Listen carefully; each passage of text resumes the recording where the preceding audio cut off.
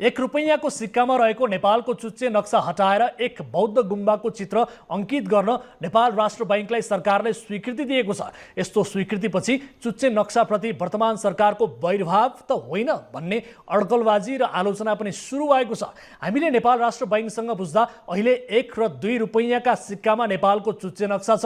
1 को सिक्कामा आकार सानो भएको र त्यसमा देशको नक्सा राम्रो गरी नहटाउने भएकाले त्यसको ठाउँमा गुम्बा राख्ने प्रारम्भिक कुरा मात्रै हो भनेका छन्।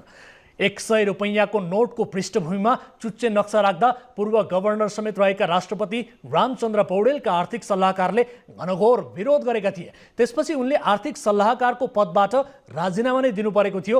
अहिलेको प्रसङ्ग चाहिँ के हो त? यो रिपोर्ट हेर्नुहोस्।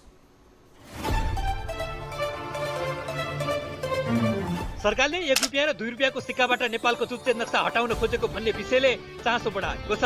सिक्काबाट लिम्पियाधुरा, लिपुलेक र कालापानी